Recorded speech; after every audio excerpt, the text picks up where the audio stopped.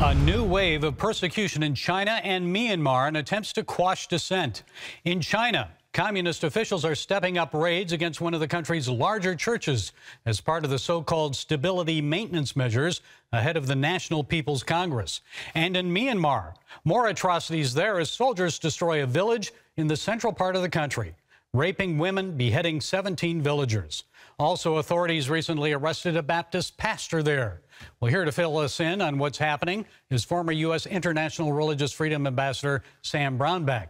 Ambassador Brownback currently serves as co-chair of the International Religious Freedom Summit. Mr. Ambassador, I'd like to say it's good to talk with you again, but this certainly is not good news. Tell us what is happening in China and why. You're seeing the continuation of the Xi Jinping regime becoming a full Mao regime is really what's happening. I mean, what he's doing right now is he's using the current technology he has to do what Mao did in the Cultural Revolution. It's just tightening down the whole situation, going after faith communities in particular. And you're seeing them using it and doing it in a high-tech fashion. Now they're even requiring people to register on their phones to be able to go to church. Well, that's so they can track them and shut the places down. So some people in Washington, I'm sure, especially on Capitol Hill, would say, Sam, we've got bigger problems with China right now than to worry about the Early Rain Covenant Church and others. What do you tell them? What should be done? What I am telling them is that this is the same thing that the Soviet Union did before they broke apart.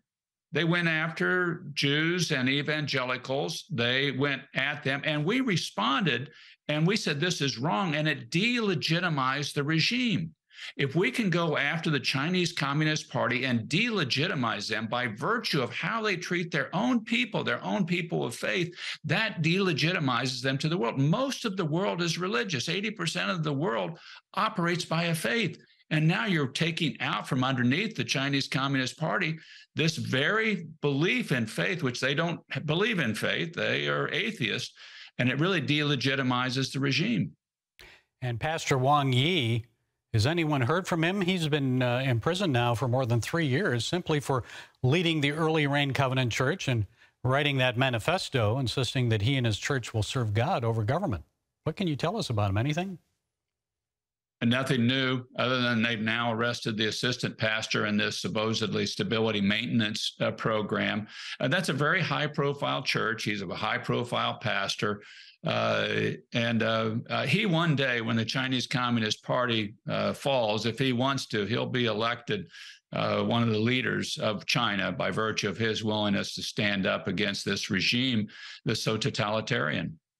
Also, nearly 6 members of the persecuted Mayflower Church fled China last year. They're now refugees in Thailand, and they're seeking asylum in the U.S. Thailand wants to send them back to China. Why the holdup from the Biden administration? What is Congress, anyone doing about this to help these people? I don't know what the holdup is. And this one, to me, makes no sense. Here are people that are clearly persecuted for their faith, that clearly qualify for asylum status, and then are being blocked. And it's such a big issue on religious freedom that we look at as a central human right. This is the human right that you can build the other human rights around, because religious freedom is a place that people will organize around. Often in these countries, religion is the only institution left that people can organize around. And that's why we really need to push for religious freedom and to stand for it around the world and showcase to people around the world that we mean it and we'll take people that are religious asylees. Also, China's neighbor to the south, Myanmar, also known as Burma. The military junta there has held government control for 2 years. Now they continue to commit atrocities. So just this week, soldiers beheaded 17 villagers in central Myanmar. The U.S. State Department has spoken out against the arrest 3 months ago of Baptist pastor Callum Sampson. And you met with him about 4 years ago at the White House. What can you tell us about him and his case and what should be done about this? He is a wonderful, godly man. He's just a beautiful soul.